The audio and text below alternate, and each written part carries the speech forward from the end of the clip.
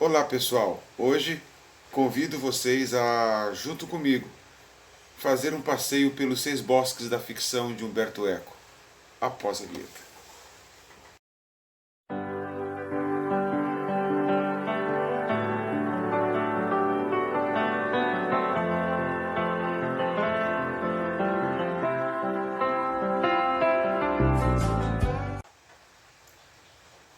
Pode ser que você, ao estudar sobre literatura, teoria da literária, você tenha se focado mais no formalismo russo, estruturalismo, pós-estruturalismo, tenha se perguntado sobre a função social da literatura, é, o caráter político da literatura, o que eu posso perceber, o negro na literatura, as relações homoafetivas, homossexuais na literatura.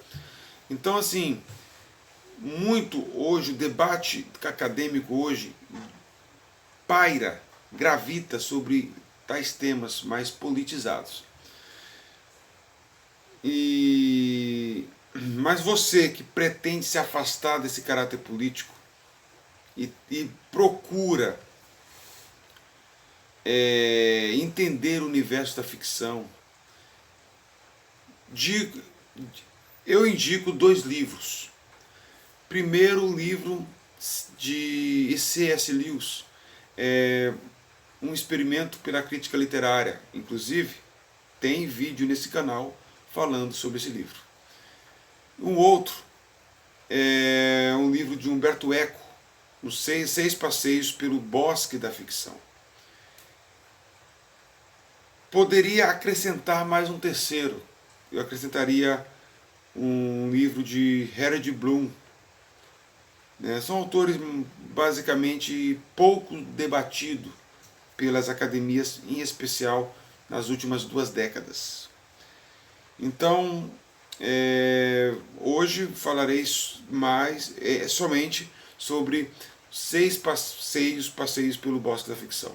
Humberto Eco começa o seu livro diferenciando do leitor empírico para o leitor modelo. O que é leitor empírico? Aquele que lê uma obra, ou até mesmo que assiste um filme, de uma forma despretensiosa, relapsa, ou às vezes se escandaliza com certas coisas. Eu não gosto do Batman porque não existe homem morcego, então eu não gosto disso aí. Ora, neste universo, você que falou isso é um leitor empírico. O diretor que dirigiu Batman, ou o escritor do livro em quadrinhos, sabe muito bem que aquilo ali é uma ficção, lógico, mas ele espera que você finja acreditar naquilo. A partir do momento que você mergulha nesse universo proposto pelo autor, seja um autor do Batman, seja do Senhor dos Anéis, seja Machado de Assis, quando você mergulha nesse universo, você começa a jogar o jogo do autor. Esse é o leitor modelo. Outra coisa também que o Humberto Eco vai diferenciar é história de enredo. Aqui não é nenhuma presunção da minha parte, mas geralmente pouco se vê pessoas que saibam diferenciar, e não é tão fácil também. Mas em poucas palavras, a história é, por exemplo, a história de Odisseu, do rei de Ítaca que foi para a guerra de Troia, depois criou lá o cavalo e voltou para a ilha de Ítaca encontrar com Penélope. É a história de Odisseu. Júlio Verne passou 80 dias numa ilha. É a história de Verne que durou 80 dias. O enredo é como esta história vai ser contada. Como o autor vai organizar os acontecimentos em um enredo. Este enredo pode chegar a você por meio de quadrinhos, literatura, prosa, canto, música, filme e universo de possibilidades. Recentemente eu ouvi uma aula disponível no YouTube de um resenhista. O cara estava resenhando este livro que eu estou vos contando. E, segundo a opinião dele, o Bosque, o que é o Bosque? 6 passeios pelo Bosque. O que é o Bosque? O Bosque, ele entendeu que é o livro. Por mais brilhante que ele seja, eu não vou concordar com essa interpretação. O Bosque, aqui, não é o livro. Existe um historiador chamado Roger Chartier, que vai falar muito bem isso. Fala o óbvio, né? Mas é um óbvio que às vezes você não percebe. O livro, eu não estou nem com o livro em mãos, vamos supor. Um livro é isso aqui, é o material. A literatura não é o livro. O livro é um suporte. Né? Da mesma forma que um quadro, a moldura é um suporte para uma imagem. Então, o bosque não pode ser um suporte. O bosque é o mundo da leitura.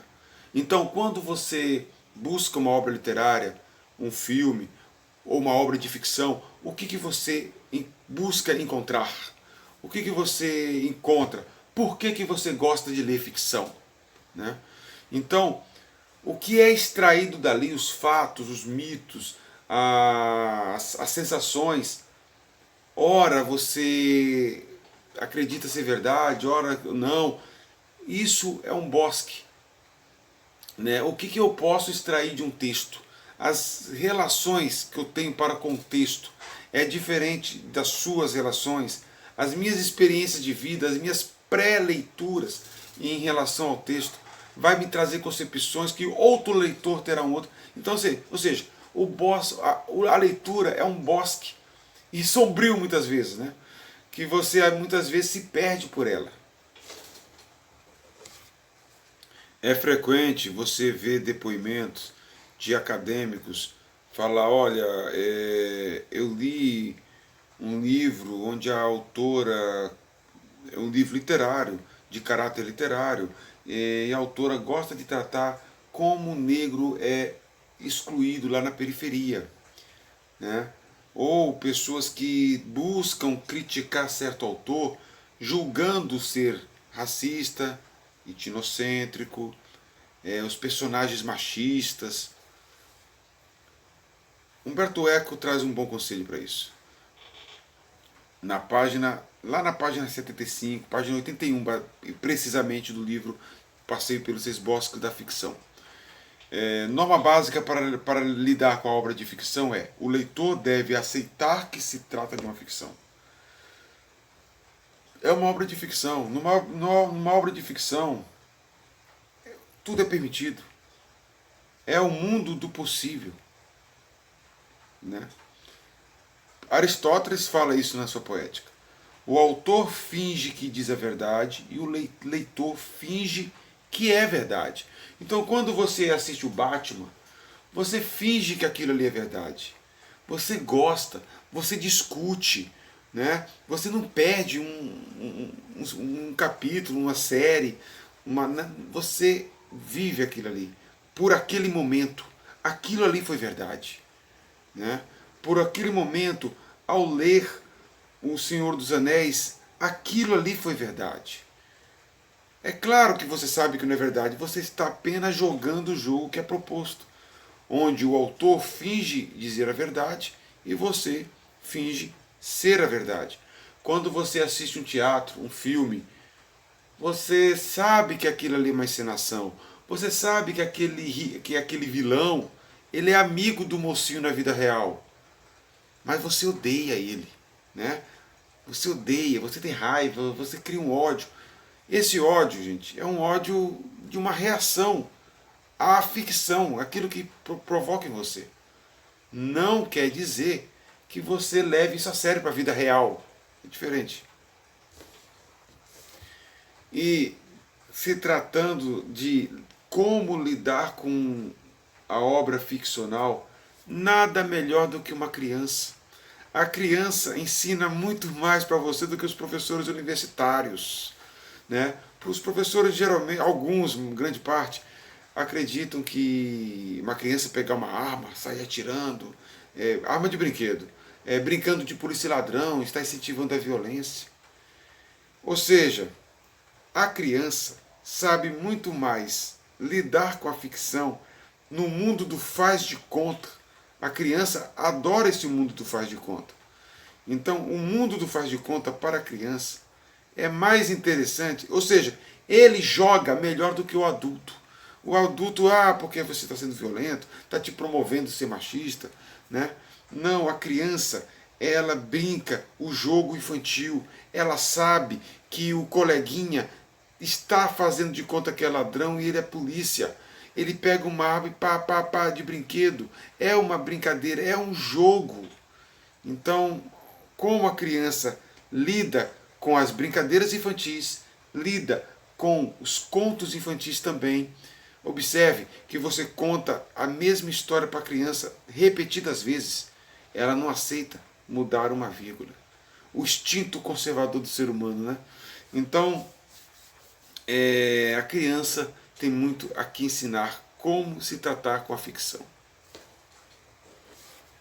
Então, o mundo da ficção muitas vezes também se confunde com o mundo real. Humberto Eco vai lá na página 131 em diante, ele vai explicar melhor esta relação. A narratividade, né, o ato de narrar, é o princípio organizador da vida cotidiana. É um impulso natural do ser humano, de nós, desde criança, narrar acontecimentos, organizar as experiências da vida em uma narrativa. Isso é natural do ser humano. A ficção nos fascina, pois nos dá a possibilidade de construir o mundo e o passado. É por meio da ficção que nós podemos estruturar nossa experiência passada e presente. É na ficção que buscamos a fórmula para dar sentido à existência. Buscamos sempre uma história que nos explique os mistérios da vida. Aqui é César Augusto, história para dentro da cabeça.